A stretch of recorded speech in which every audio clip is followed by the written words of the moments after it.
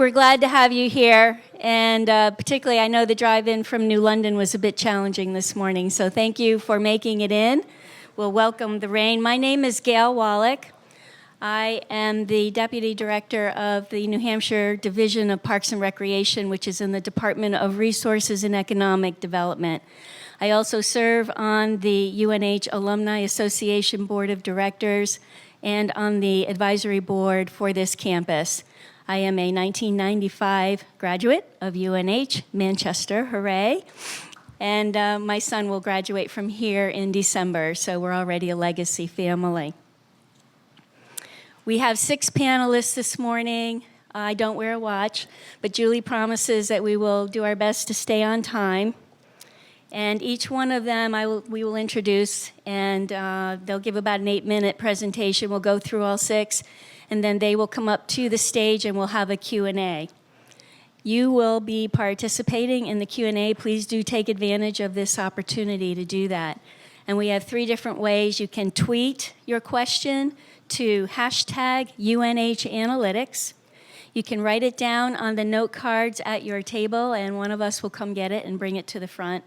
Or you can just simply raise your hand. I will be walking around with a microphone, so feel free to just stand up. And if you could briefly introduce yourself and your question, that would be great. A little bit about data and why I'm here. I'm sure that's a burning question in all of your minds.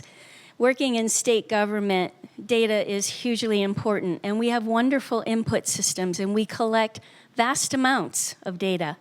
But analyzing it is the next big thing. And I'm particularly enthusiastic and encouraged that UNH is taking on this curriculum. We need it desperately at all levels of government. I was at a forum last week at UNH Law up in Concord where we had a presentation on Moneyball for government, if you have a chance to pick that up online. It was a very interesting presentation, and it was also encouraging to hear that even at the federal level, evidence-based decision-making is becoming part of the lexicon, and that is hugely important. And of course, there's always the fun data, too. Anybody who's interested in the PGA may have noticed that Jordan Spieth won the FedEx Cup over the weekend. I heard a statistic that there were 1.3 million strokes this year, and that brought Jordan to the top. He's won both the US Open and the Masters and now the FedEx Cup Championship.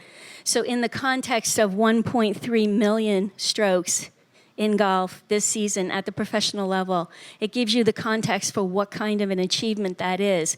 And I think you could take that to David Ortiz with 502 home runs and Tom Brady with his 401st touchdown pass. We've got Steve Gostkowski. I guess he hasn't missed a point after since 2006. And we have Chara, our defenseman on the Boston Bruins, who scored his 500th NHL point last year. I could talk about the Celtics. It's been a bit of a dry spell, but they do have 17 NBA championships over the course of the long history of that franchise. By itself, the context, and that's what analytics brings to this discussion, is very impressive. So without further delay, let me introduce my co-moderator, Jeremiah Johnson. I love the name, I can't forget it. I'm sure you get that all the time too. Jeremiah is Assistant Professor of Data Science here at the UNH Manchester campus and coordinator of the Analytics Bachelor of Science program. He received his PhD in computational algebra from the University of New Hampshire in 2010. He is an expert in predictive modeling, conducts research into large-scale machine learning and deep learning. And Jeremiah will kick us off with an introduction on the program here at UNH and our first panelist, so thank you.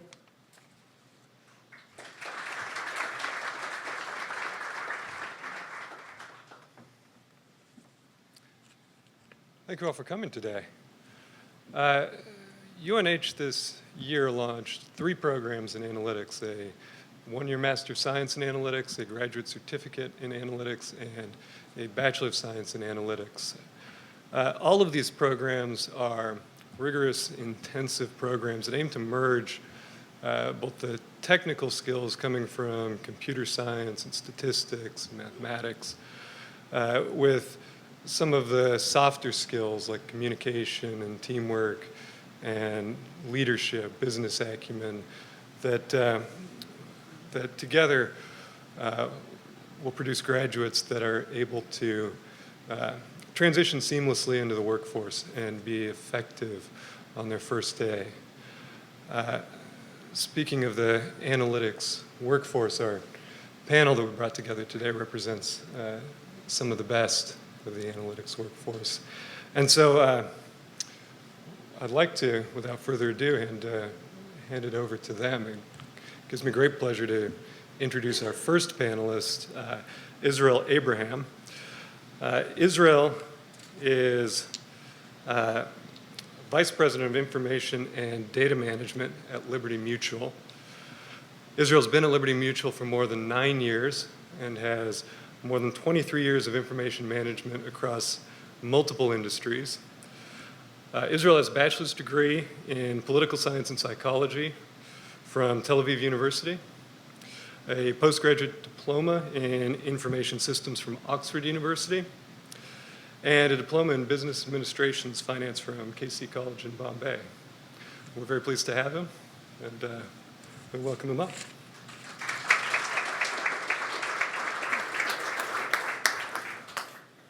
Thank you. So I had a bunch of slides which talk about what we are doing to enable big data at Liberty Mutual, but I thought I'll actually talk to you guys because the topic is why big data matters, what's the big deal about it.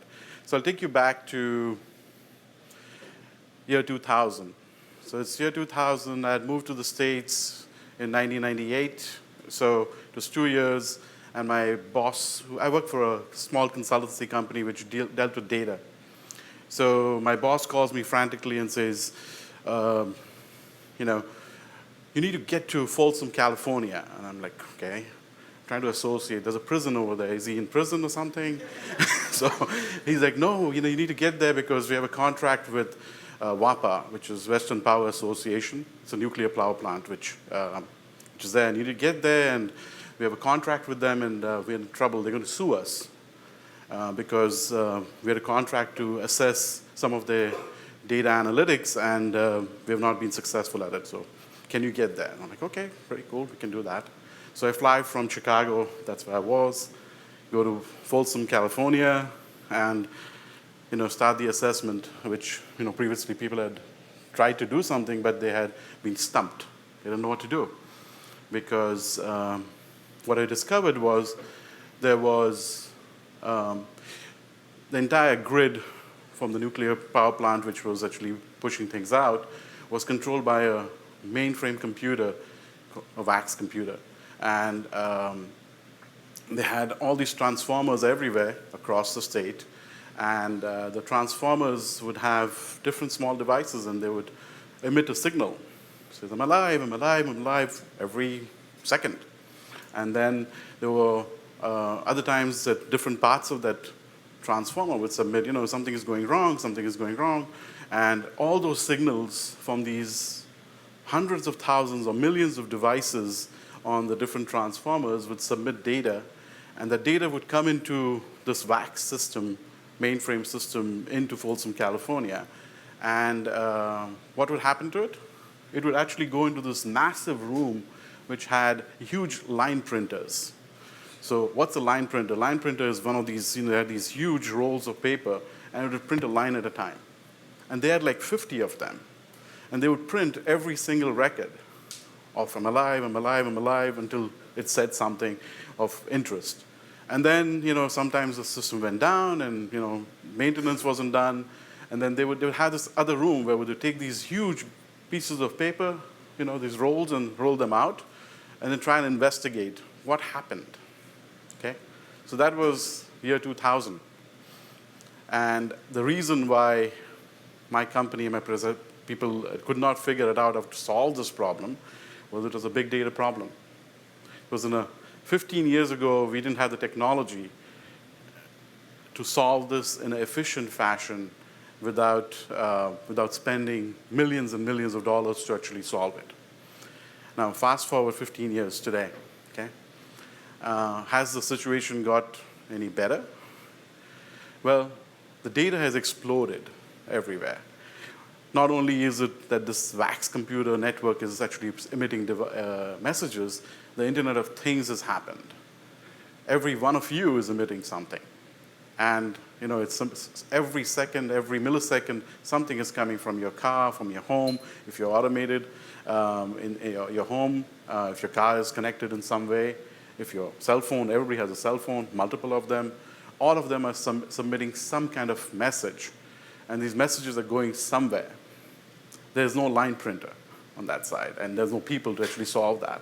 So that's why big data matters. It matters to you. It matters to companies like us. And we see this as a trend. It's going to happen. It's coming to us really fast. And if we don't react to it, I'll be like my boss, which was in 2000, where we don't know what to do. So we are working on tremendous amount of investments into our infrastructure data architecture to actually address the issue. And then there's the other issue, which is the people issue. We have to get the people to actually solve these problems. If we don't solve these problems from a people perspective, no matter what technology I put in place and what data architecture I put in place, it will not help. So hopefully that sets it up to why big data matters and why it matters to companies like us, which are going to leverage this data to make decisions on a daily basis. Now, I know I have a few more minutes, but I'll go to one slide. And that's because we've done a lot of investments in our data architecture to enable this capability. And I think one kind of depicts the most what's happening in this space. So, our current process that we have when we get data and we do analytics is we take the data, we go ahead, and the top line actually describes it. We have our business people working on predictive modeling. They take masses of data, and then they analyze that information and come up with a predictive model saying this can happen. Okay? Then what we do is we take that information, we run it against the model, we're good. We give it to our coders, which are Java coders, which take that model and write it in Java. Or we export it to Java and actually do that. And then that gets tied into a system, and then it goes into production. Now, that doesn't work with the new paradigm. We have to accelerate the entire process where the predictive model becomes part of our development process. So what we are doing is our future process is the same thing happens. People will go and work on the predictive models, and once they are ready to do it, we're not going to convert that into code. We're deploying technology which is going to accept the model and be part of the runtime. So the model gets deployed into a runtime environment, and then our IT developers go in there and just consume the score. So it'll be a propensity score coming out. So it sends in variables, propensity scores, propensity to buy, propensity to defect from the company, whatever the propensity we are trying to do. And the actions will happen. So you can continuously deploy models without having to change code at all. So we're putting in the architecture to actually enable predictive analytics as part of our day-to-day life. Now, these investments have to be made by the organization to enable folks like you to come in and do the analytics and tie it in real time into our business. There are a bunch of slides, but these slides probably don't matter to you guys, but I'll probably do it in the next session for the master's program, which I'm going to actually speak at as well. So, are we good? Yep. Great. Thank you, guys.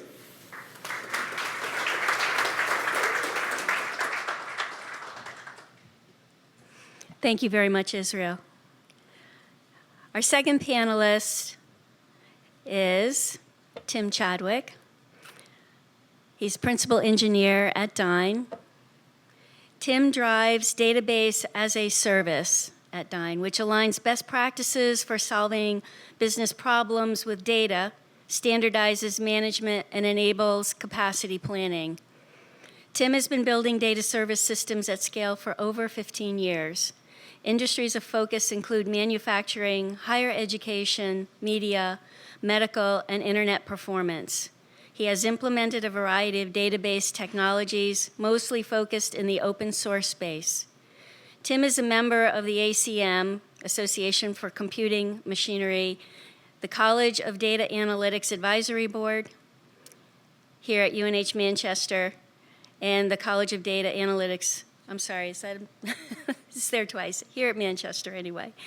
In the summer of 2015, Tim sat on the Oceans Data panel at the Educational Development Center in order to contribute to the prescriptive profile of a big data-enabled data scientist. Tim has degrees from the Wentworth Institute and Northeastern University. Please welcome Tim. Thank you.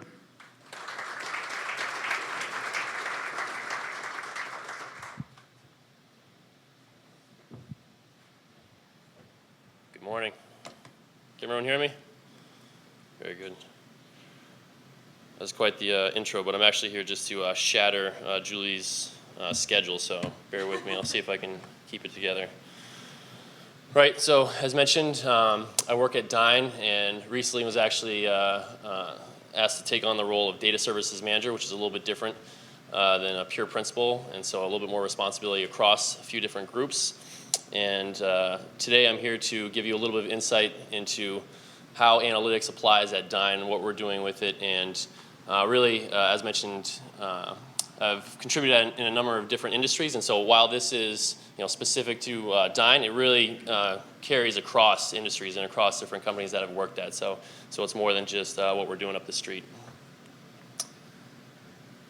So right now we're characterizing our business as internet performance. Right, we have many different services which build the internet, make it faster, make it better. But there's also more to it where we want to illustrate what's going on, right? Because you can only do as well as what you can measure, right? And in the area of DNS, DNS being the domain name system, which is a very critical piece of internet performance, we term certain areas for analytics, right? Different use cases, because analytics is very broad, right? And unless you start to narrow it down, it can get out of control, and you're just throwing your hands around. So what you see here is how we've characterized the different use cases of using data, and I'd like to go over that briefly with you. So for both internal customers, folks that are doing more like classic business intelligence, and then our actual customers, we have the area of billing, where we need to produce data in order to assess what was actually happening in the network. Analytics, which is more on the strategic piece, trying to think through decision making and how we want to go about things. Operations, which is very important, right? Like that's different than thinking about how we're going to behave, next quarter. That's more like, okay, something's happening in the network right now. I need to be able to observe that and react to it. And so that's very important. And then, of course, we have our external stakeholders, which could be auditors coming in and asking, how our data systems are working, security models, and a lot that goes on with that. But diving into analytics a little bit further, again, financial planning, sales forecasting, market research, lead gen, product development, R&D. The thing to take away there is that it's starting to touch every aspect of the business, every functional piece of the business, and that's something to appreciate because, again, analytics, although we're thinking computing and different ways that we can improve systems, it really is critical for every aspect of the business, very important.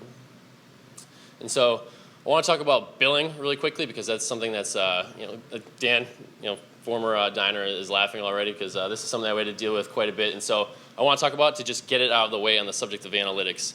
The way we bill is pretty consistent for at least the DNS and a lot of our traffic services is consistent with how lots of other folks do in the industry, and it's called the 95th percentile. And so that's an aggregate function, right? That's taking a lot of data, sorting it, summing it, and then just basically cutting off the top 5% in order to deal with like spikes in activity. And so we have a blog post from Matt Teresi, one of our support engineers, a few years ago here, where he illustrates that that one spike, you can see the line cut across it. We just take that out. So what we have here is a form of analytics, but this is because it's coupled to billing. It's different, right? That's not something that you're going to think about next quarter. That's something that on a daily basis we need to produce in order to actually get paid and work with our customers and figure out what their overages are going to look like. So that's something that's a form of analytics, but that's kind of separate, right? That's a little bit more critical path, but a little bit different than operations as well. Now, operations, right? You can see I'm building like a scale towards our analytics. This is an example of a dashboard that we use to keep an eye on what's going on in the network at any given time. And so without having to know anything about this, someone who's an operator can, at a glance, tell that sometime recently, right, there's a spike in API calls, something was going on with API requests, right? There's some sort of activity, right? Something's going on in the network. And so you don't need to be a data scientist to see that and say, whoa, what's going on? And so there's alerts and other more tactical forms of analytics that go along with that.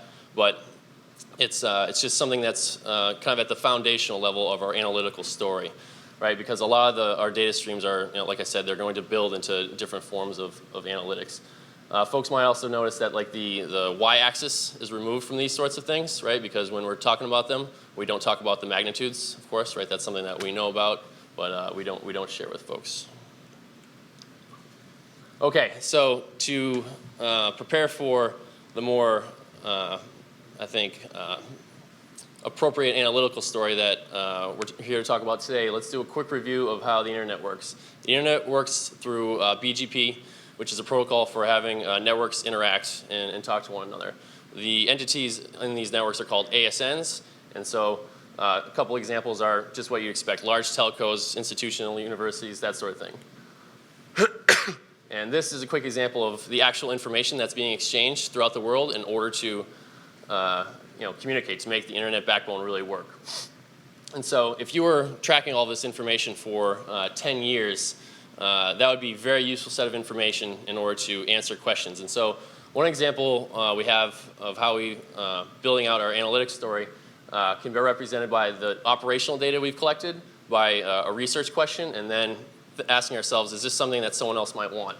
And so a support person once asked, how do we work with other network providers when we see like just crazy activity coming out of them, right? Like, what do we do about that? Do we just ignore it? Do we block them, right? You're supposed to be working with these folks. And so I would like to share with you a whole set of command line tools, right? Like, I'm very hands-on, right? Like, educator, right? And so right now I want to bring up like a demo and like go through these command line tools.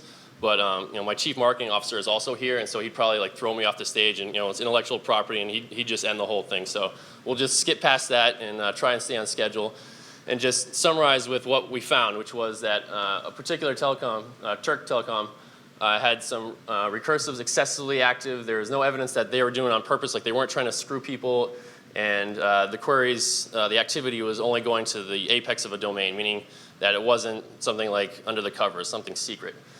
And so what we came up with is that it probably has to do with how some mobile handheld devices are working these days. And that's not terribly interesting, but it does illustrate a story, right? Like, okay, we had a question.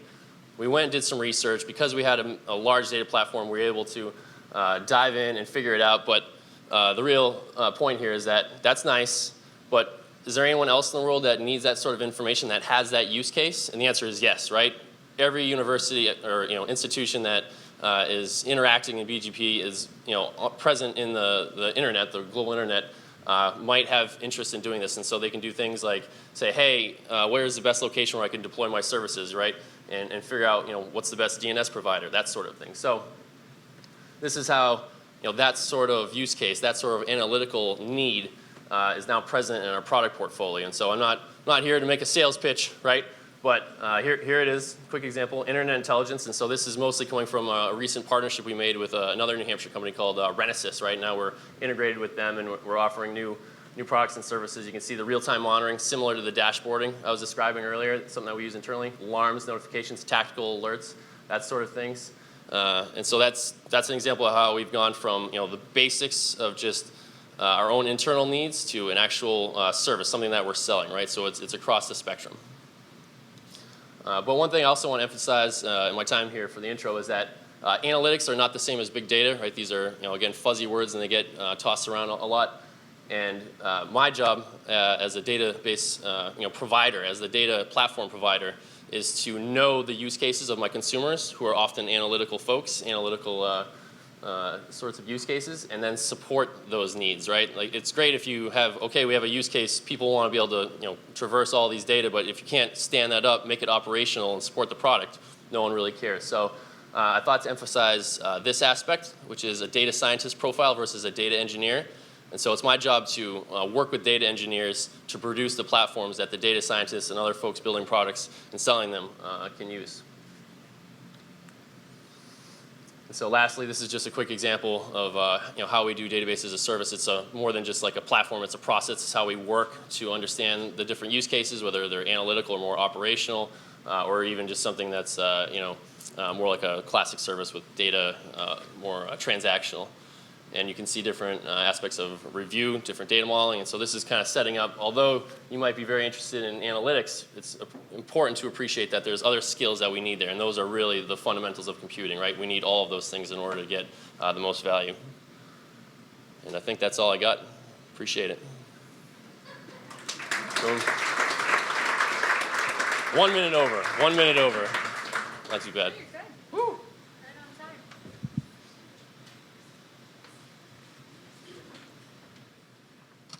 So just to clarify with Tim, now that I can get my notes straightened out, in addition to being a member of the ACM, he also contributes his time to the Computing Technology Advisory Board here at UNH Manchester, as well as the College of Data Analytics Advisory Board.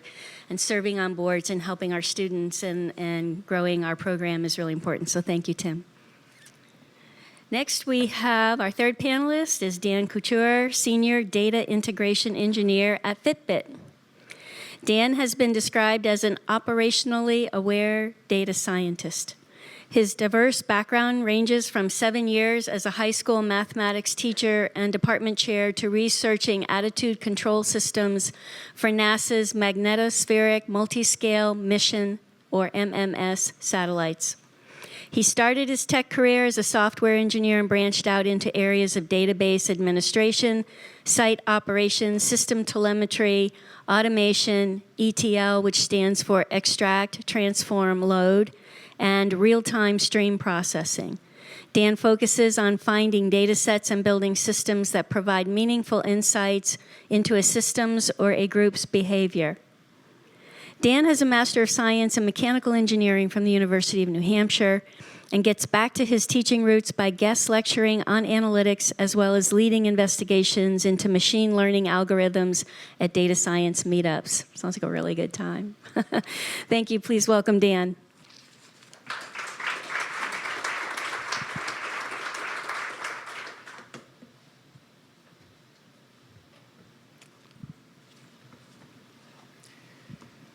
Morning. First off, I just wanted to say thank you to everybody here that made this event possible at University of New Hampshire. It's really exciting to see a program focused on analytics in the Granite State. So as mentioned, my name is Dan Couture. I'm a data integration engineer at Fitbit. So essentially what my job is, or what my role is now, is similar to what Tim had talked about, is that we have a lot of data and we have people that want to use the data. So my role is to be able to try to develop systems that can make the right data available to the people as efficient as possible. So as you can tell from my background, I'm kind of all over the place. But really, the skills, there was a common core of skills that traversed all of those, even from teaching to doing the research work for NASA, to doing some of the programming and some of the coding stuff I do now.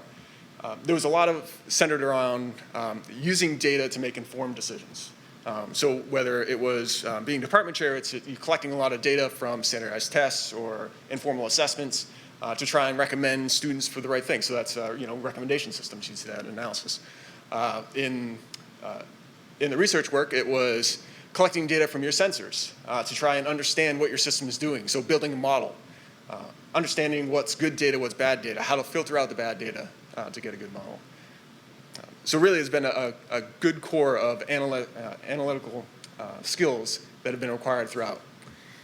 So if I had to bucket the Fitbit into a certain realm, I would say this is the quantified self movement, which is probably, if I had to put a date on it when it started, I would say somewhere around 2009, 2010, because that's when there was a TED Talk titled The Quantified Self. So once it's on TED, it's official. But really, this movement did not start there. This is something that's happened for a long time before this. Take it from your Dear Diary, where you just write down stuff that you're thinking about, or for those that are a little bit more geeky / tech savvy, you might have spreadsheets where you just track whatever it is I remember sitting down with my dad growing up, and you'd have your scorecard, you'd watch a baseball game, and you're just keeping track of all the little notes that you can take and refer back to it later. So this idea about collecting data to help people make better decisions and reflect about their behaviors and to improve themselves. The switch, though, between what was happening before and what's happening now is how we collect that data. So before it was a very manual process. It's you step on a scale every morning and you read the thing and then you try and remember, oh, well, yesterday it was half a pound bigger, so I guess I'm doing better. But wait a minute, there was another day before where I was 3 pounds. I don't remember. So maybe you try and chart it. The quantified self movement came from now we're carrying around these devices, right, that can collect all this information for us and often can collect it in a very objective manner and put it into a system where it makes this information readily available. So just by show of hands, who here has a device or an app on their phone that tracks something about their daily life? Right, quite a few, right? So all these devices, all these apps, you're emitting tons of data, right? And that's what makes it different. Is that all this data is getting published and put somewhere, and then you have to try and analyze it and figure out and give back to the user what you think it means. So you could be looking at some very common goals, something like I want to lose weight, I want to be more active, I want to lower my blood pressure, I want to lower my cholesterol, sleep more, eat better. Those are very common goals that are shared for a pretty wide audience. But you can have very targeted goals. I've recently picked up running in the last year or so. So a targeted goal that would do it for me would be something like, I want to run a race that has greater than 700 meters of elevation gain at a rate of less than a 9-minute kilometer.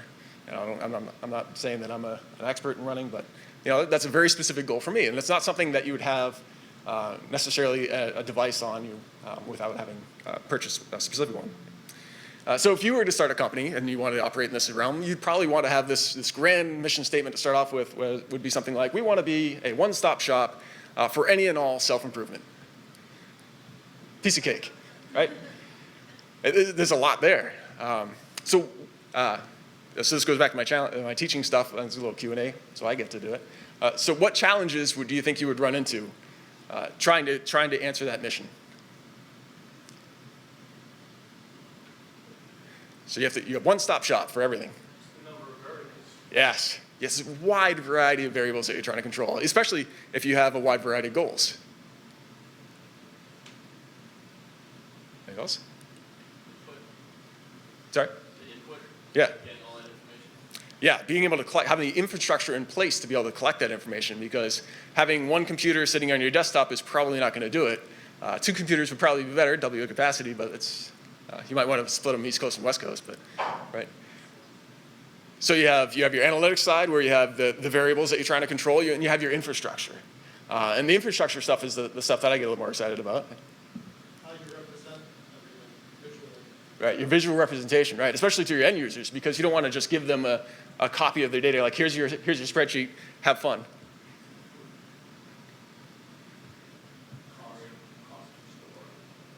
Cost of storing, right. Fortunately, cost of storing has come down recently, which has improved, or kind of where this big data term comes from, is that we can now store all this information, but yeah, it's definitely not free. Integration? Right, incompatible data types, right, because everybody already agrees on a common standard of variable names. Nope. So there's all these challenges that you run into, and especially in the area of the quantified self, the main goal is to be able to personalize the data. Because what use would it be is if I gave you a scale and said, okay, this is how we can help you track your weight, and then you step on the scale, and you've done it for about a month, and you're like, all right, I want to see how I did, and you got on the website, and the website publishes, okay, the average weight for people in New Hampshire for the last month was blah. Nothing more personal than that. I mean, if you had drastic weight loss, there's a pretty good chance you might be able to see a little bit of a trend between what it was a month ago and what it is now, but it's probably not going to do much. So personalization in the quantified self realm becomes a very key role, which actually makes it a lot more difficult, because now you have to take this massive amount of data from this massive variety of sources and distill it down to individual people, or at least subgroups of people. So the architecture that I'm fairly interested in is this idea of this lambda architecture. So if you were able to collect all this data into a single spot and run these big batch analyses on it, then you get some really deep insight into what's going on. but you have a lot of difficulty there in the time it takes to do that. So then so what tends to happen is you start complementing that with a speed layer. What tends to be is that you have algorithms that run in a smaller set of data, that run more frequently, that can give you a faster answer. It's not quite as accurate, but at least it gives you that insight. So that's the general idea of what I'm working on, and thank you for your time.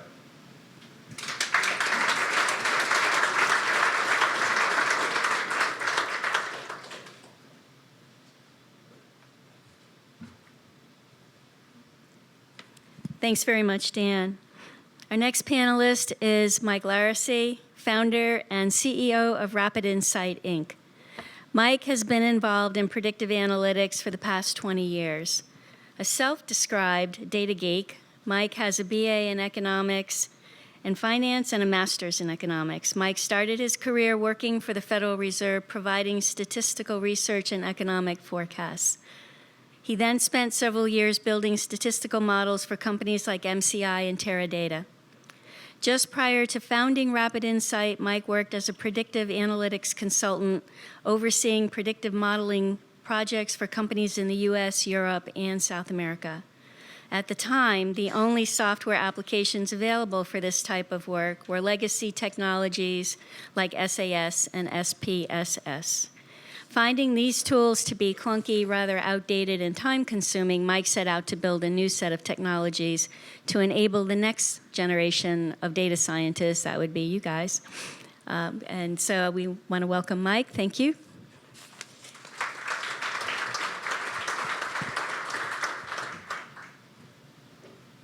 Thank you. It's amazing how good you sound when you write your own intro. It's really helpful. Do I have a clicker here?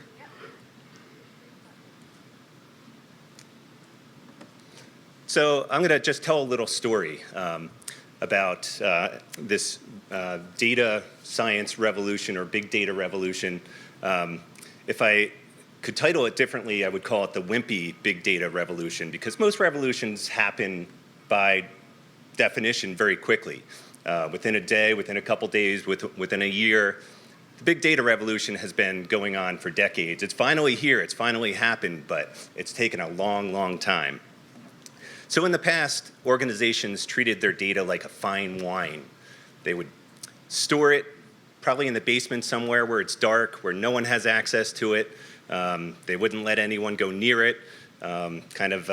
If someone comes over and wants to see it, maybe neighbors or friends come over, they want to see that fine wine, you open up a $10 bottle of wine and share that with them instead.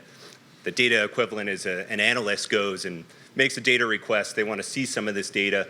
You just they would get patted on the head, and they would be given an ad hoc report and asked to go away. So data was treated like a fine wine back in the day. And access to data was very limited. It was very difficult to get access to raw data, let alone even reports or analyses or ad hoc requests. It was kind of perceived, back, I'm talking 20 years ago, 15 years ago, it was kind of perceived that IT's role was not to enable access to data, but to block access to data. And luckily, all of this has changed. So this is going to have a positive outcome, positive ending, I promise. So in the past, building models took a really, really, really, really long time. I think I added an extra really on there. But so just to give an example, back in '96, I worked for a company called MCI. They made landlines. I don't know if anybody remembers those phones that had cords attached to them. A couple people.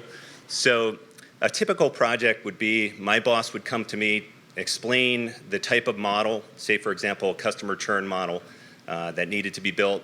I would then try to formulate a data request that I would submit to the IT group. I'd go into the queue. Probably 2 or 3 months later, the data would come back to me.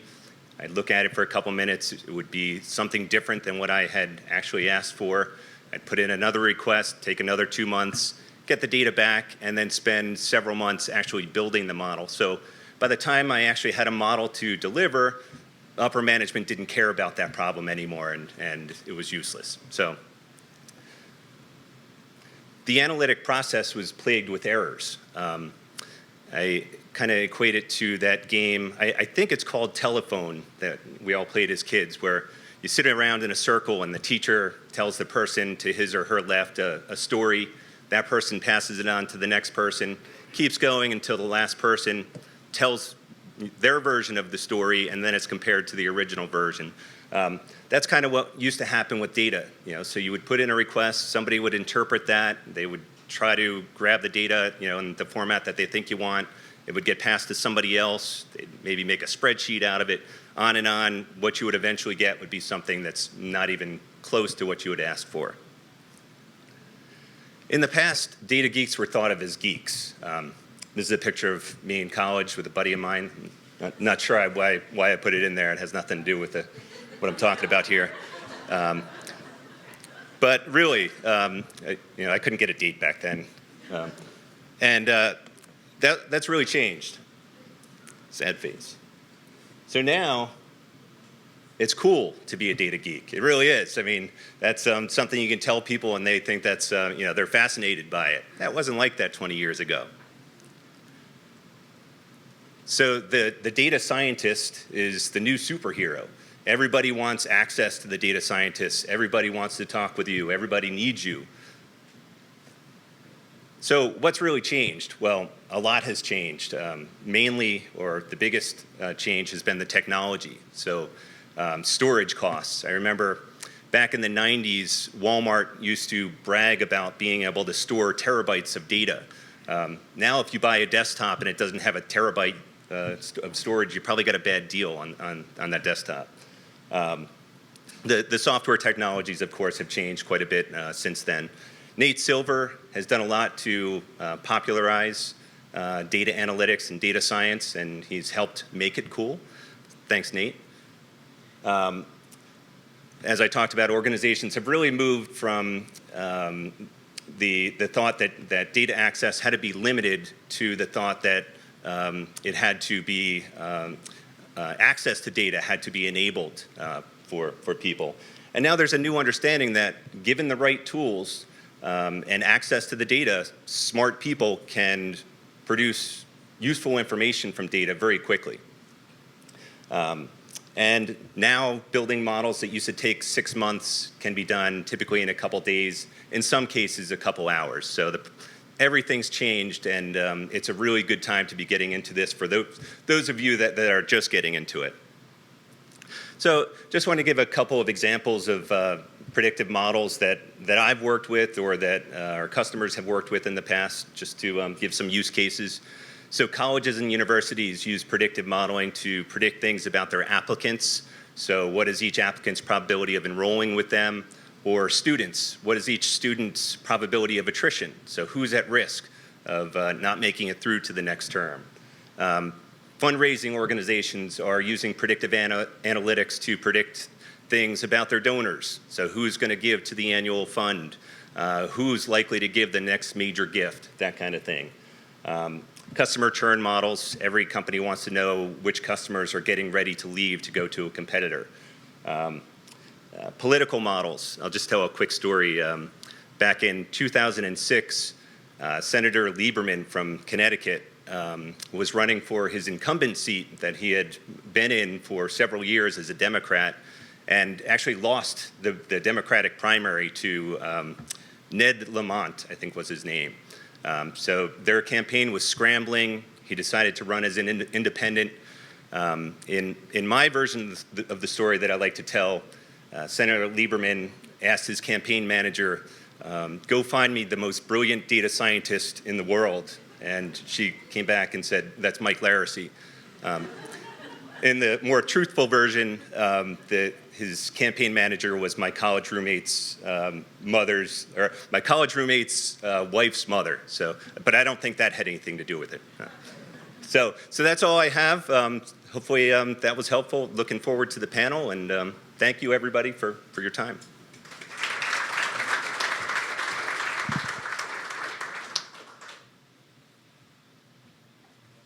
Thanks very much, Mike. Our next panelist is, and it's a great pleasure to introduce, one of my colleagues in state government, Tom Lambert, currently serving as Chief of Health Statistics and Data Management for the state of New Hampshire.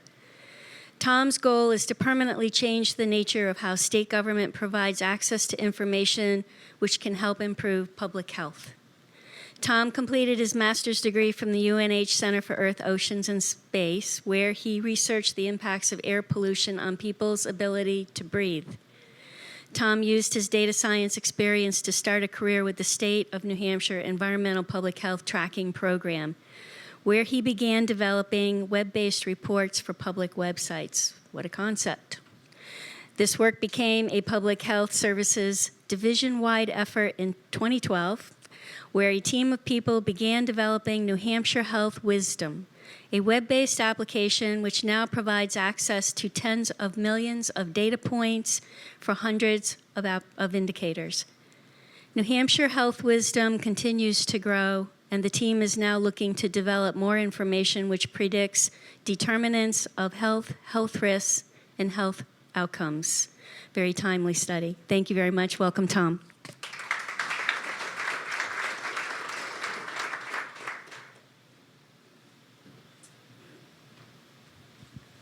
I wrote that myself too. So I'm going to start by stepping through, hopefully something that works. Yes. How 1.3 million New Hampshire residents generate data that public health uses now. So the first thing that happens is you're born, and that's at age 0, and so age goes across the x-axis, and the y-axis shows us that you have one record now. Other vital record events that happen are birth or marriages and divorces. So this is the average person, right? So 2 marriages and a divorce in the middle, and then at the end, you die and you get a death certificate. And so all of these points have data on them that are available to public health. So as we move forward in time and through your life, you're probably going to become part of the U.S. Census and the decennial census. You're going to get counted and you're going to get some information recorded about you, and we use that as well.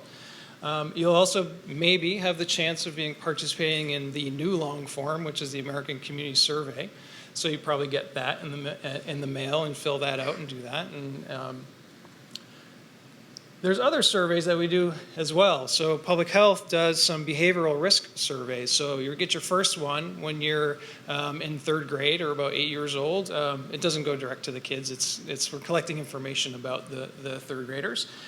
You also get some happening in high school in the Youth Risk Behavior Survey, and then probably you're going to get contacted 2 times or so in your life for the Behavioral Risk Survey for adults, which is a telephone survey. You might also have some records collected about you before you're even born, and so you might have some preconception stuff with fertility treatment, things like that might start capturing information about you, and then you also have some prenatal care visits and things like that. Then when you're born, you might start having some laboratory results done. So when you're first born, there's a suite of tests that are happening. They draw your blood, do a bunch of lab tests, and all of these things go into systems that become available to public health. So over time, you age, and then you start getting, around 21, you're starting to worry about your first infectious diseases and getting tests for that. And then when you're 35, you start getting your first cholesterol test and figuring out, what's this all about? And then by the time you're 50 or 60 years old, you're getting like lab tests done, like, going to the grocery store. So you have all of your scheduled doctor visits, and so they should be your annual exams. So you get like one of those each year, and then there's all of your unscheduled ones, which I just made all this up yesterday. This is like, it's back of the envelope, right? It's rough. It's not peer review. So then you get your unscheduled ones, and I pop those in there maybe every other year or so. I've got the flu, or I've got something, I need something, it itches, I don't know. So you go to the doctor, and so there's a few places where you might pop up in the data, and some of these very adverse things that can happen to us, like birth conditions or cancer registry. And there's also hospitalizations that might occur. And so notice that I put 1 hospitalization for every year that people are alive. It's because we get 1.3 million people in the state, and there's approximately 1.2 million emergency or inpatient stays in New Hampshire per year. So roughly, on average, that's one visit per person per year across the state. So if you didn't go last year, that means that somebody went twice, once for you. On top of that, so all of these visits to the doctors and all these lab things and all of the discharges, you get all of these claims. And this is the artifact of the billing system and how people actually get paid to do these things.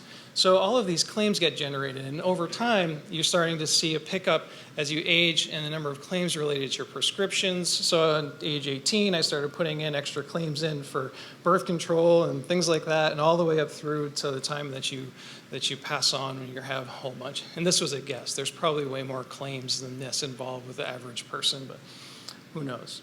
So these are the data sets that we're doing pretty well accessing and using in public health right now. There's also data sets coming that we're starting to use. And so one of them I tried to put in here just to represent the example is your web searches. So every time you go on the web and search for it itches, tick bites, pollen, asthma, healthcare, something or other, that's generating a record somewhere. And so that data is starting to be used in different places to do actual surveillance and to do predictive analysis and predictive trends for flu and things like that. Now why? So what? So we have all of this data, right? And we're at our current health level, for good or bad. We are what we are, and we are as healthy as we are. So what are we going to do with that, right? So why are we going to invest time and resources in analyzing this data? $10 billion a year New Hampshire residents spend on healthcare expenses. And nationally, I couldn't get the number for New Hampshire, but nationally we spend about 17% of GDP is healthcare expenses, which is a lot.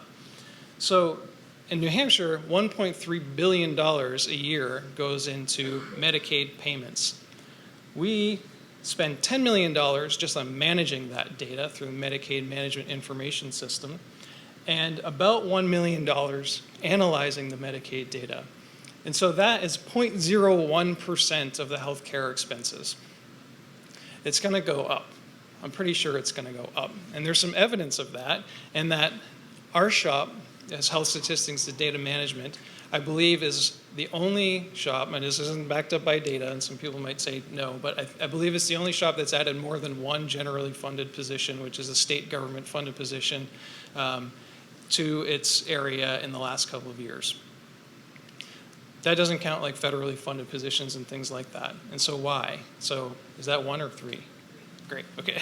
So we have other ways to measure why we want to do analytics. There's quality of life, and there's disease morbidity and mortality, and you're reading those things, and I don't like reading those numbers out loud, so I'll just keep moving on.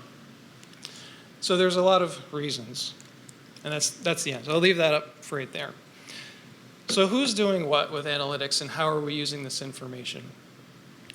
And how are we growing the information that we have access to? So Department of Insurance is working on increasing and taking this data, the claims data and that stuff, and so I can go back again for a second, to look at and provide and help people understand the transparency and provide price transparency for people so they understand what services they're getting, how much they paid for it versus how much other people paid for it. They're trying also to understand and do analytics on the data to understand the quality of those services and provide people relative benchmarks and metrics for the quality that they received when they went. And there's a huge variation in quality of services that you can get. Medicaid uses that data to do some fraud and abuse, which is like probably the most interesting thing that they do with the data analytics-wise, but it's a very small amount of the work that they actually do, and most of it's on prices and approving or denying claims and who should they approve and who should they not, and analytics goes into all of those things. So there's a group of analysts that are in the Medicaid area that use the big data, the Medicaid Management Information System. The corollary of that is happening throughout the private sector as well, but the state's really the one that's worrying about the Medicaid data and the government and the public money that goes into these things. So there's investment there, and that was trying to wrap that up into the $1 million mark as far as the investment that we have in analytics right now. So I wrote this thing in my intro about the Wisdom webpage, and the Wisdom site is our attempt to increase access to data. And That site right now has changed things in a way that we are starting to be able to understand. So 10, 12 years ago, if you wanted access to information that was in these data sets that are up on the screen, you basically had to call up one of 3 or 4 people, know exactly what you want, put in your request, and 3, 4 weeks later, somebody would give you the results, whether it's aggregated data or whatnot. So I'm not saying that we've gotten rid of all of that problem. The actual wait time has gone up to 12 weeks because we've taken our staff off of doing manual requests and put them onto data analytics and building automated systems. So there's investment there. So we started investing this and building a site, and now for about 25 million different data points and about 200 different indicators in New Hampshire, you can go to the site and get access to it, and within about 6 seconds of processing time, you can get results for any of those points. So that's transformed things for us a bit, and it's also helped us understand when we build these data models and we build this capacity, how do we move forward in understanding the data more, and where are we missing this data, and where are our weak points? And so we have these behavioral risk surveys, and they're great and terrible. In the last state health report, over half of the indicators in that report came out of the behavioral risk factor surveillance system, where there's very little statistical power to that. Like, you're supposed to understand everybody's risk behaviors by calling 6,000 people. Most of them have landlines and aren't a representative population for everybody in the state, and we're just starting to understand how to get access to younger people through telephone surveys. So what does that look like? How can that system be replaced with better, more quality, more actionable data from things like Fitbit and fitness tracking and daily activity things that actually track and quantify how you're moving through your life and measuring your behaviors? How can we take data from electronic health records, medical records, and use that information rather than doing this? And I think that now is the time that the conversations are happening, because the tools and the analysis and the barriers to entry into this game are starting to come down to the point where it's at a level where the public feel comfortable funding that level of resource with the government. So it's what we do is all what we get funding for, which is the public providing their legislature to us to decide those resources and how we get those things. So I think that the level of investment is going to come up the more people understand, and as the barriers come down to being able to do this, and the tools are improving in quality and accessibility and coming down in price, we'll see more and more of that. So I think that's what I want to say.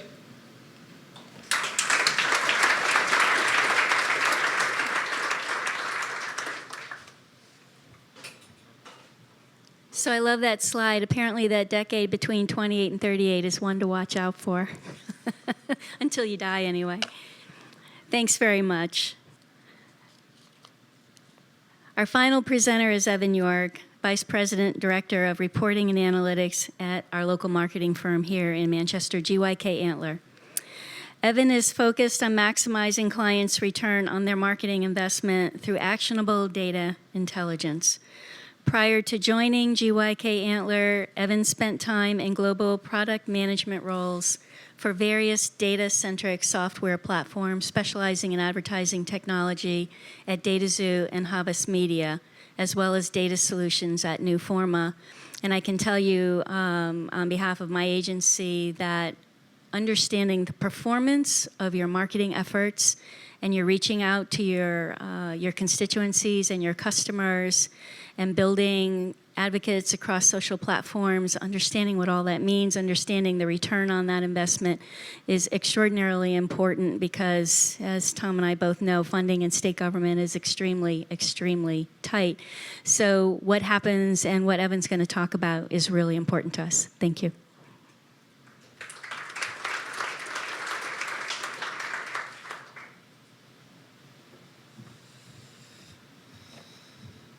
Hi. So I'm Evan York. I'm the VP Director of Reporting and Analytics at GYK Antler. As Gail said, GYK Antler is a full-service marketing agency headquartered right here in Manchester. We're actually we're neighbors right up the street. Earlier this year, we moved into the R.G. Sullivan cigar factory. We occupy the first 2 floors. So we're a marketing agency. What that means really is that we execute marketing programs on behalf of our clients. And our clients include New Hampshire Lottery, New Hampshire Department of Resources and Economic Development, which is where Gail works, ironically enough. We have customers like Rackspace and PayPal, Sweet Baby Ray's barbecue sauce. They really span a wide spectrum. So I'm responsible for reporting and analytics.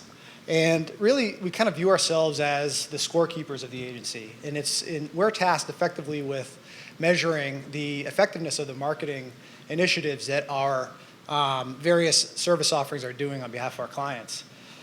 And it's really the objective with that is to maximize that return on the advertiser's marketing dollar.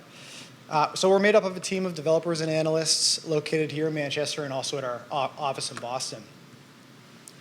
So one of the challenges as we talk about data is the marketing ecosystem is kind of ridiculous. This is actually a slide representing 3 representations from 3 different organizations attempting to inventory and map the marketing technology landscape.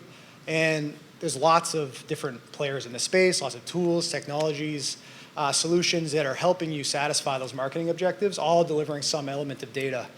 So for us, we don't just have a big data challenge in the space, we also have a very broad data challenge. And so what that means really for us at GYK Antler, how do we address that? We've built a platform. And this platform is centered around aggregating and consolidating data from all those disparate data sources into a centralized data repository. And the types of data that we get, obviously very marketing-centric. I've actually trimmed down significantly from the previous slide, the marketing-centric data, but obviously that's the core of what we capture into our system. But we also have customer data. So this can take the form of client CRM databases or flat files that represent key performance indicators that the client may be measuring. In addition to that, other types of data that may be relevant include external types of data, economic indicators like stock prices or gas prices, weather, things like that.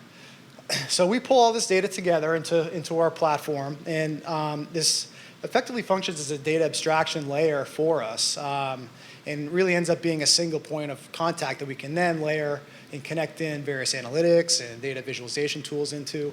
And it really satisfies 2 primary use cases for us. The first use case really is just a reporting use case, and I actually can't stress enough how important this use case is.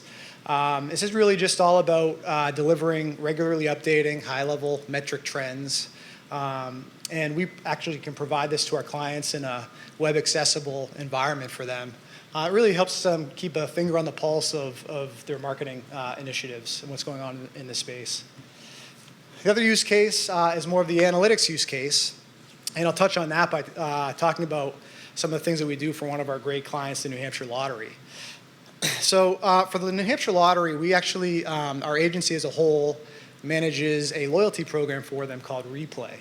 And what Replay is effectively if you go out and buy a lottery ticket and it doesn't happen to win, you have a second chance to win by registering on a site that we host and maintain and entering information about that lottery ticket online. What you then get is you get points for entering tickets, and you can use those points to enter into drawings for additional prizes. And it's proven to be a pretty successful program to date. In the lifetime of the program, we've had about 300,000 registrants, which is pretty impressive for a small state like New Hampshire.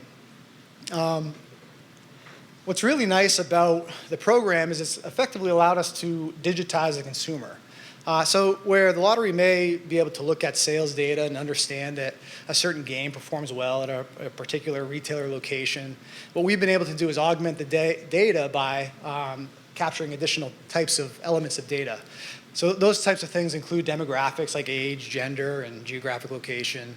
We have psychographics. This is captured via survey responses to questions that we pose the player base and gives an insight into their mindset and things like that. We also have, really the meat of where we gain insights is the behavioral data. So this is information about play frequency and play intensity and things like that. So what we've done with this is pretty robust user segmentation analysis. And the real goal for us doing this is to really just better understand user player behavior and also player game preferences and game performance information by various segments of data. And so the real goal that we do, and the reason that we do this is for marketing purposes. Our real objective is to tailor those marketing messages. And we feel that if we can deliver the right message to the right user at the right time, by leveraging data intelligence, we feel that everyone wins. And so some of the insights that we've gotten out of this data, so I don't know if you caught it in the news earlier this year, but the lottery released a scratch and sniff bacon scratch ticket that made the rounds on the news, and it was a great seller for them. But one thing we were able to do through the program, because the replay data actually serves as a great proxy for sales, we were able to show that it actually was very highly regarded and well received by the younger demographic. And that was something great because that's a target demo of theirs. In addition to that, we've really looked for patterns and trends in the data and effectively given a score or a value to every player in the system to give a sense for their probability of returning to play again. And we've used that to help guide additional marketing strategies as well. Other interesting things that we've done with this data is we've overlaid some external data sources like census data, and this has helped us to understand and identify underpenetrated market segments and geolocations. We've also layered on additional information like gas prices and jackpot amounts to see how that may influence things. And you'd be surprised, it's actually kind of common sense once you see some of these things, but when gas prices are high, people aren't going to the pump as often, and they're not taking those few extra dollars into the store to buy a lottery ticket. So these are interesting things that we learn from the data, and it's just one unique use case for a particular client. And I think in the marketing world, it's really nice because the clients have very diverse use cases and very unique use cases. And with all of those diverse data sources that come from the marketing-centric platforms, it really makes it a challenging yet exciting industry to be in. Thank you.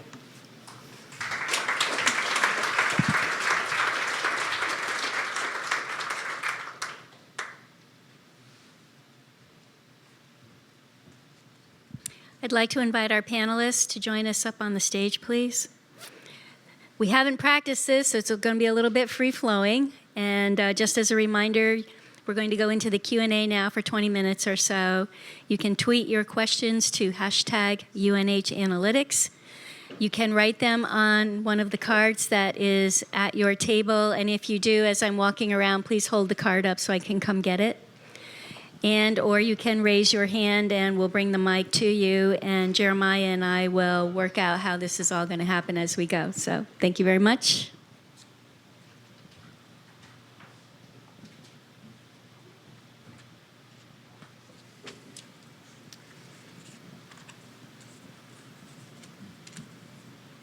I have a first question for Mike Laracy. You actually built analytics software. Very briefly, how was this done and how does it work? How does the software work? Or How was it built and how does it work?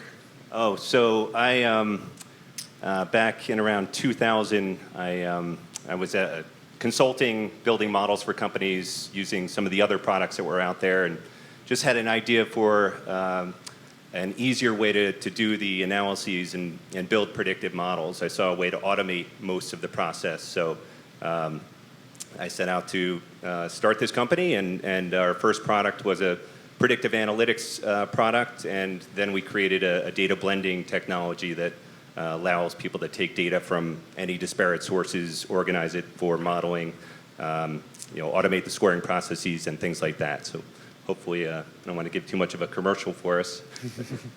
No, that's great. And question from Christian Sells. I should mention the previous was from Jerry Turner over at MCC. This regards scaling big data for small business, and this is open to the panel. The best way to market to owners.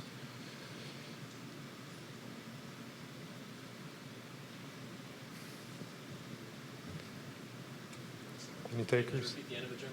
The best way to market to owners for someone that's interested in scaling big data for a small business setting.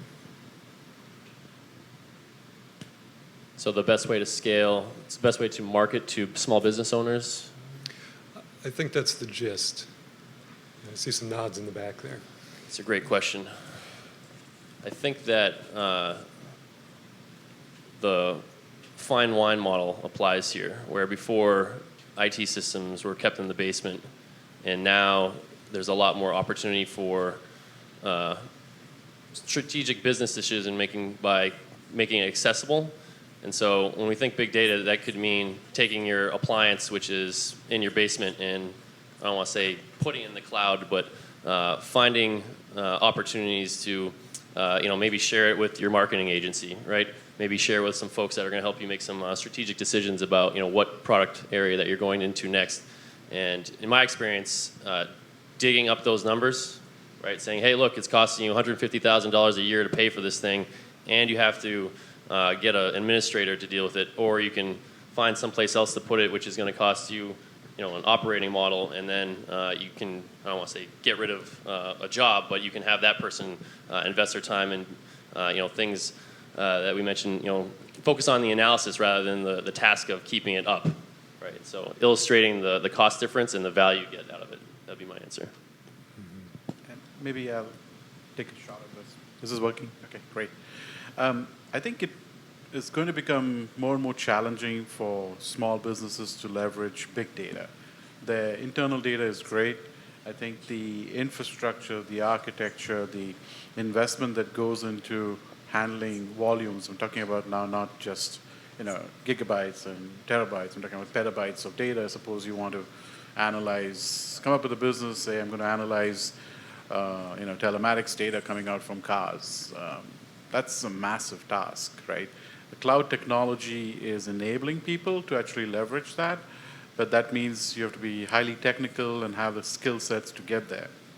For a generic small business, a plumber who's trying to monetize on big data, and he has a small business associated plumbing, can he get the connected home data and analyze it and figure out which markets to segment? I think that's where you'll see big players and big websites trying to provide services for small businesses rather than small businesses directly tapping into big data, because the investment is so high. And like my example I was saying, big data is not easy. It is an opportunity where you have to invest in so that you can get value from it. So I can see how it's difficult for small businesses to rationalize the costs they would incur to develop these large systems that you see in place in some of these companies.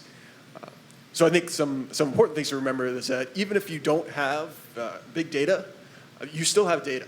And especially coming from a world of software development, when you're writing software and you're writing applications, there is plenty of opportunities to collect meaningful information about what your users are doing. You might not necessarily have an analyst on staff yet, or even have a way of analyzing the information, but as Tim alluded to, having the 10 years of data on the routing analysis is really important to have that history of data once you actually have a chance to get to it. So even if you don't have the funds to support a massive deployment of an architecture like that, you still want to be looking at ways you can collect data and store it for the time that you need it.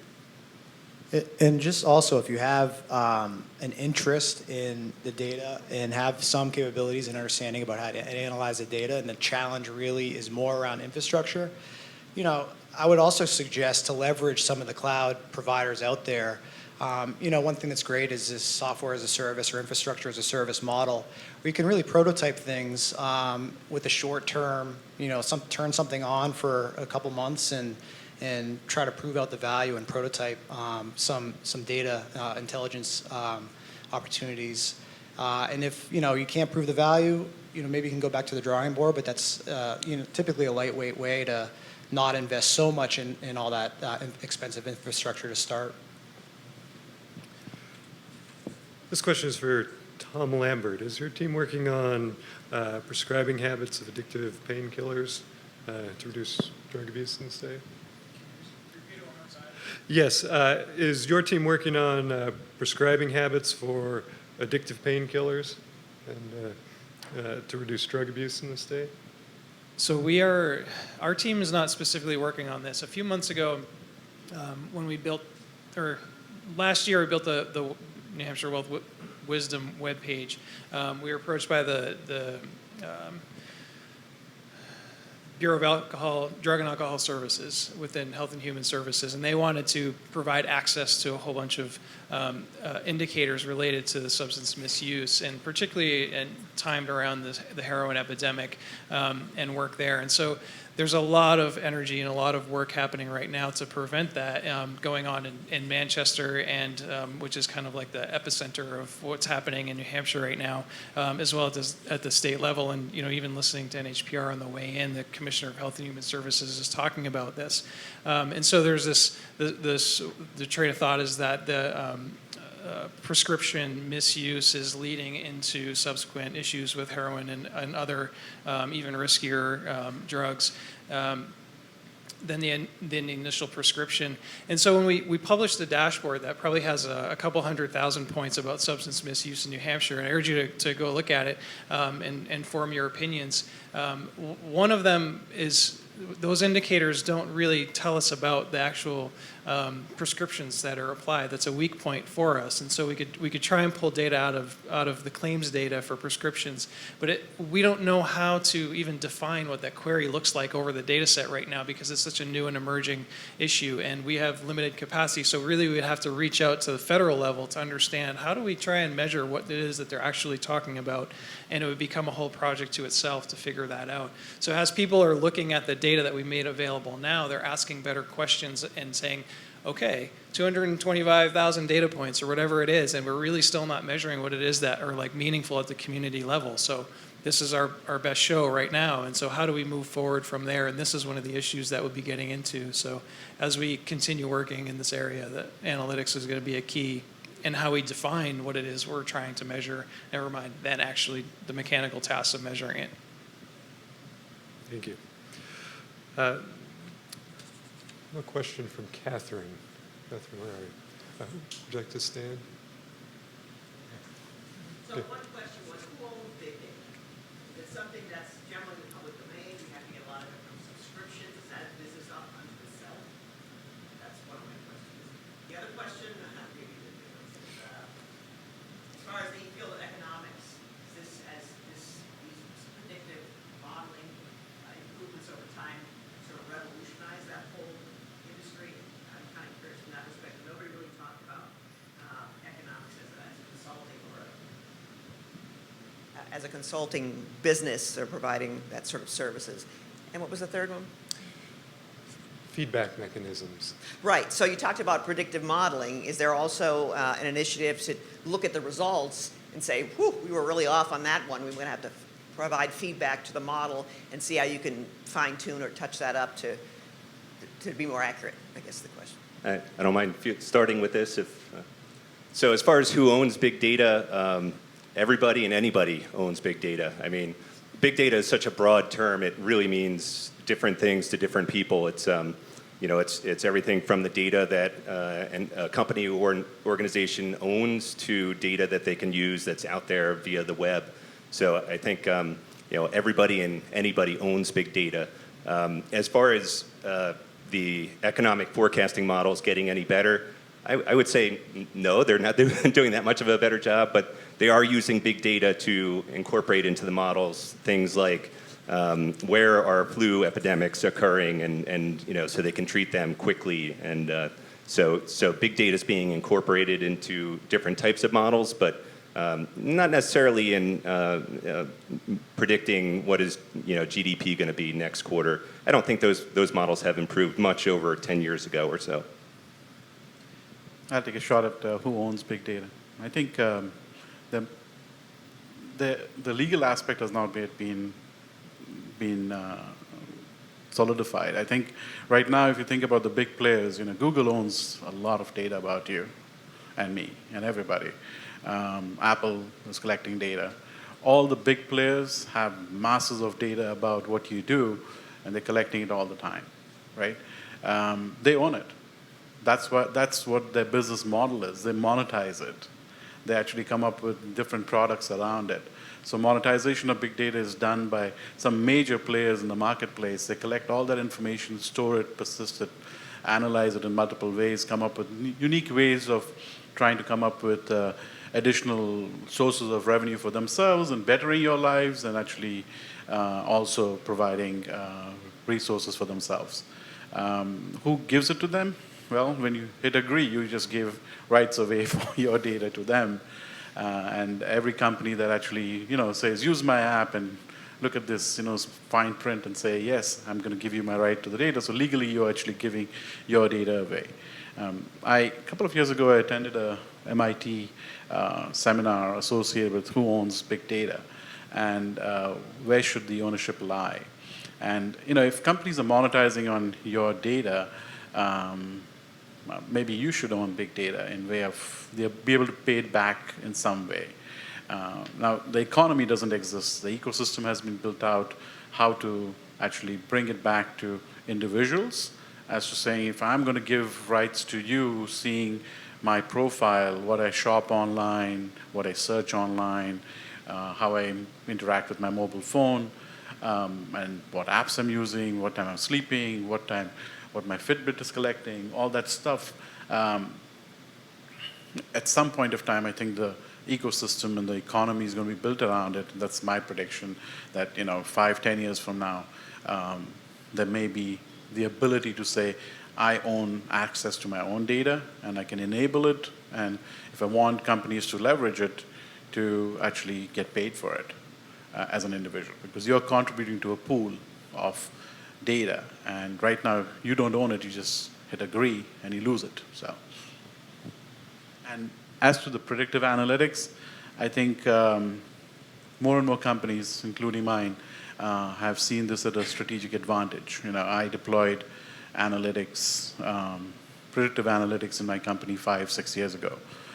It's becoming mainstream on the business side. Data science is becoming just mainstream. They have it in every domain. And the architecture that I'm trying to deploy is going to make it seamless for them to deploy their predictive analytics into applications, thereby completing the full life cycle. So IT doesn't have to be involved in every aspect of it, which slows things down. So enabling that is going to continue to refine it. And as they get better and better, companies that use this at a strategic advantage will have the ability to make decisions. I think I've heard of research associated with the Netflix. Netflix predicts, tells you, you might like this movie, you may want to watch it. They say that 70% of people or 80% of people who watch the movie that is recommended are more likely to be happier by watching the recommendation than choosing themselves a movie that they're watching. The reason is because there's so many variables which you don't know about a movie when you're looking at it. You look at the image, whatever they put up over there, and this looks like a good movie, or somebody told me about it. Well, if you have consistently given, I like these kinds of movies, it's pulling out variables, and then it's predicting what you may like. And that's a great example of being able to use predictive analytics in a day-to-day activity, which all of us do, and it's used consistently. Jeremiah, we have a question here. So I wrote this down, but how much of an effort do you find around data aggregation with getting data types to be normalized? And is that something that you guys struggle with regularly, or is it something that as data becomes bigger, we're finding that it's easier to get a standard format from vendors and other types of data sources? Can we agree that it's about 99% of the job? 0.9, yeah. Yeah, getting data to a standardized format is just, it's the largest piece of the job, is getting data from the original sources, especially now where your sources are just all over the place, different types of sources, different formats, different publishing frequencies, and getting those all into the same, or at least not same, at least similar formats to be able to then be used for aggregation is a huge, huge task, and it only gets worse. Yeah, and I'll add to that. Within some varying definitions of big data, right? There's one notion of it is the challenges that go with it, right? There's the volume, velocity, and the variety. And when we think about data integration, data sources, we're usually thinking about the variety problem. But you know, some folks at MIT add to that that it's particularly challenging because it's a human problem, right? It's not something you can automate away, right? We don't have many systems which can just say, oh, this actually means that and maps here, right? So it becomes a bottleneck for automation where you need human beings tying things together. And so, I mean, that's valuable in many cases because you want those analysts, you want those folks to have insight into, you know, not only the semantics, but the actual data structure. For, you know, all kinds of, you know, things like predictive modeling and you know, doing reports, but it's, you know, like we said, it's a significant challenge. It's the biggest piece of it. I would say that it's the challenge has become much smaller of a challenge than it was 5, 10, 15 years ago. I think, you know, back then, if you wanted to add a couple data sources, you had to create a data warehouse, and it was a 12-month or 24-month project. Now there are tools out there that let you just hit these data sources and you know, kind of work with the data where it exists and in an ad hoc way. So the problem's become a much simpler one and a faster problem to solve, but it's still 90% of any project is going to be that data integration and aggregation. We have time for 2 more questions. So I have a gentleman in the back of the room, and take another one that came in on the tweets or from the table. But I wanted to let you know we are going to save all these questions, and we'll keep working on them. So you want to go with yours? We're going to take the one from Twitter. From Alyssa Andrews on Twitter, we have a question. There are theories that we are in a data bubble. What does the panel think? I don't think we're in a data bubble. I think it's just going to grow. We are the initial phases of big data. I mean, homes are coming online. Consumers are getting telematics in their device, in their cars. Data is just going to grow. It's growing at a higher pace. I think, again, statistics in the last 3 years, they said 3 or 2 years, they've generated more data than the last 30, 40 years. Just with all the video and everything that's going on. So it's not a bubble that's going to burst and suddenly no data. Right? It's going to keep growing, and it's a challenging space. The biggest challenge is you're going to get all this data if you don't have the people to analyze it and help solve the problems of how businesses are going to tackle it.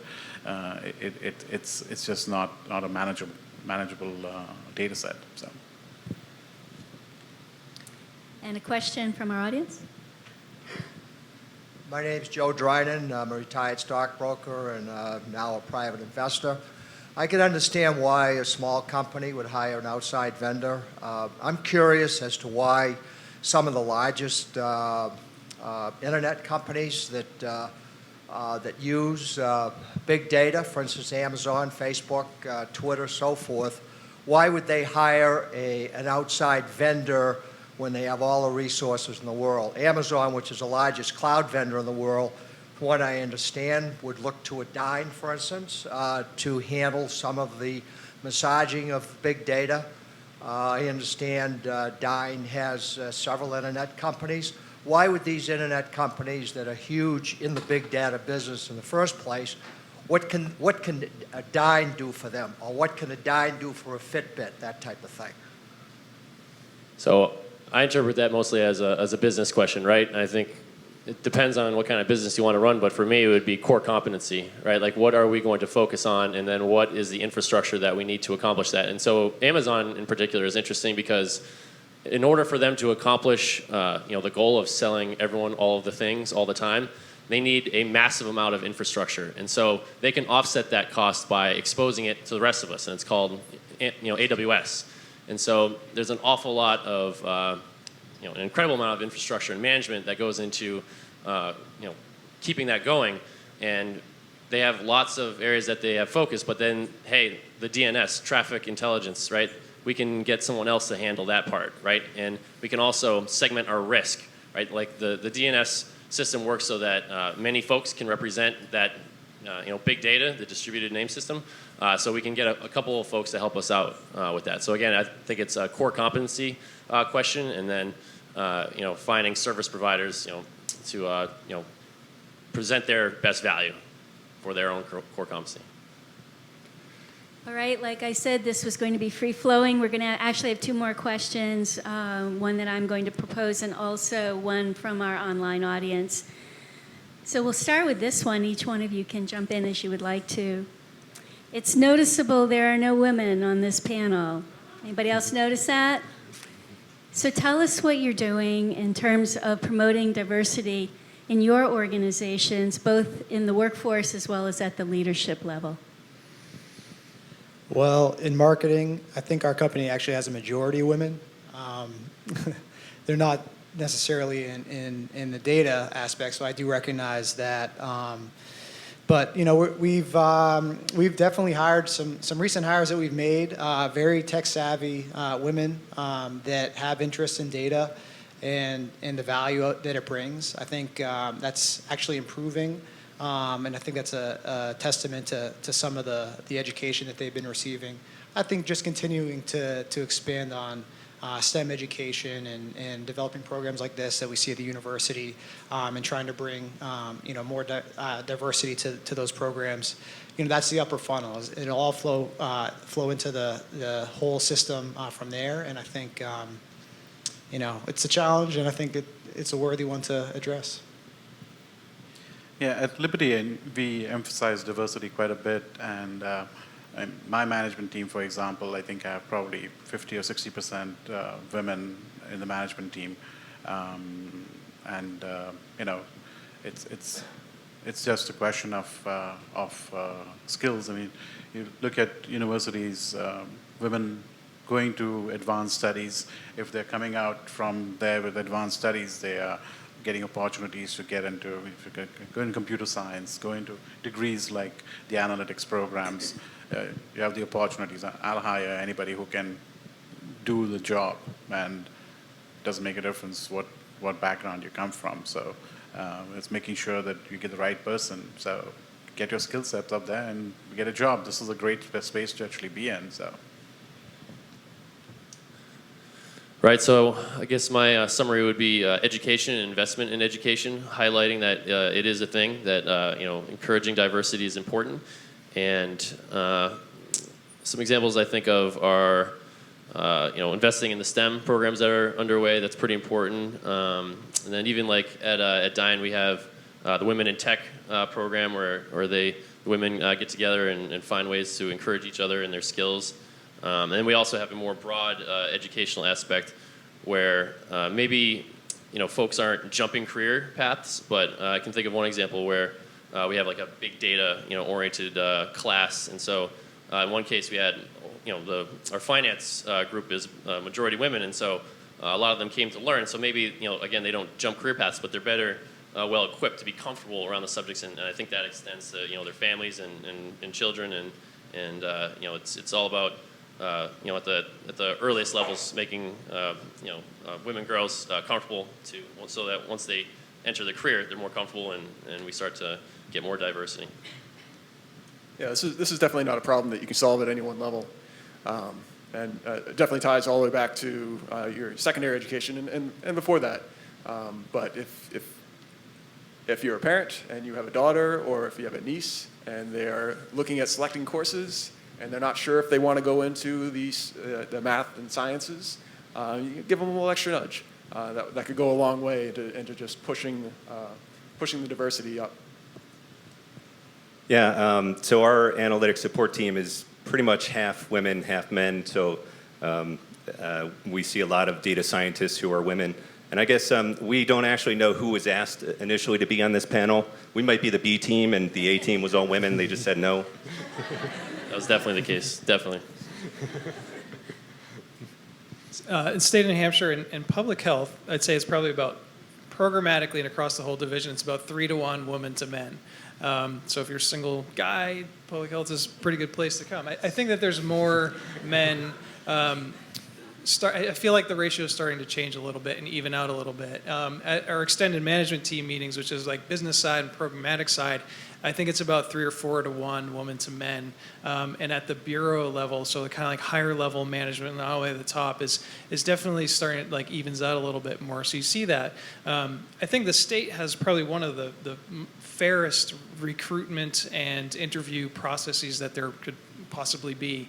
And I mean, it's the process to hire somebody is it's partly driven by the union and state and fair hiring rules and laws, and so I think that that's a pretty good way to understand that, like, when we have a team and our small team that's working on the wisdom application is relatively even as far as men to women, that what would I do more to promote that? I don't know. I think it would have to go all the way back down to just interesting kids evenly in being interested in analytics and technical fields and programming and things like that, and then that will basically make it to us. So.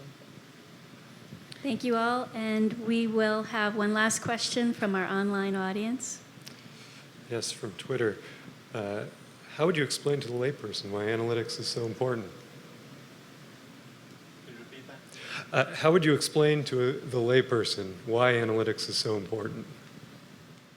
I'll actually extend off the last question as well to answer that. One thing that occurred to me was that having been involved in medical a lot and then being part of the graduate analytics program, really it's an interdisciplinary thing where in the past, right, like, oh, you're a programmer, you're a tech geek, that sort of thing, okay, and it's historically dominated by men. But now, in order to accomplish your goals in almost any industry, having these skills is going to be very, very important. And so, right, I think Israel's point earlier about a plumber necessarily needing like big data, right? Like he's probably not going to need it, but even small businesses, think like like property management or anything that tourism around here, being able to draw value, having more strategic insight into where your business is going, right? Even New Hampshire Lottery, right? I think that's where I would derive value for describing it to the layperson, I guess. Everyone's going to need it. Yeah, the only thing I would add is I think it's kind of like a human being being able to store information in their brain, but not being able to process that to make decisions. Same thing with a company, if it's or any organization really. If they can store the data, but they have no way to process it, they're going to be at a huge disadvantage. So it's. But I mean, I would say if you feel like you're not at the position where you can process that yet, there is still value in storing it. I think it's something that you can always come back to and look at historically. So for those small businesses that may, understand that there is value in analytics, if there's data that can be captured that you can store relatively cheaply, I would encourage you to do so because you never know down the road when you might have the opportunity to really leverage that. So I think the question was, how do you explain to a layperson why analytics is important? So I think every one of us is consuming analytics in one way or the other in today's world. If you have an iPhone, you have any kind of Android device, you have a Fitbit, you have something, you are the consumer of analytics. You are consuming that one way or the other. And the value is in the product that you're consuming on a day-to-day basis.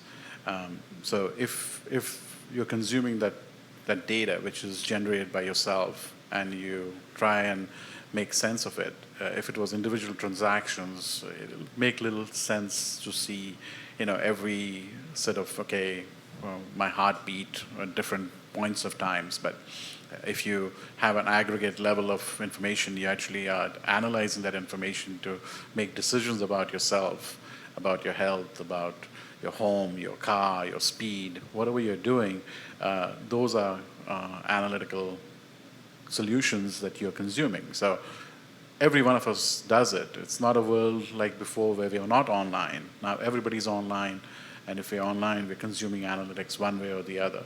And companies that are aggregating that information, providing it in a consumable fashion to you, get the ability to actually monetize that. And so as a consumer, you're seeing it on a day-to-day basis. Yeah, so I think it comes down to just the point of, would you rather make a decision by gut checks and magic 8 balls, or would you rather have the data actually tell you what the correct decision is?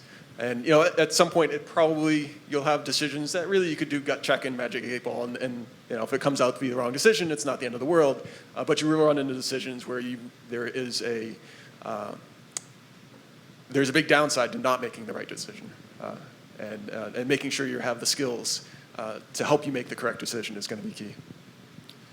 I think as far as the way that the government is going, a general trend is that there will be no programs that begin without data and information to back up their validity and the impact that they're going to have. And if programs want to stick around, they have to show their value, and data and information analytics is key to that. That goes along with your point quite well, is that we need data and information to back things up now. That's the cost of doing business now in the government. And more directly, I think that data analytics and being able to understand the data that we have and turn it into valid, meaningful, useful information to act on is a difference between having Narcan dispensers on every corner as the public health action versus having integrated approaches with healthcare and family providers and services working diligently and putting the resource investment and understanding the investment to solve a problem like that.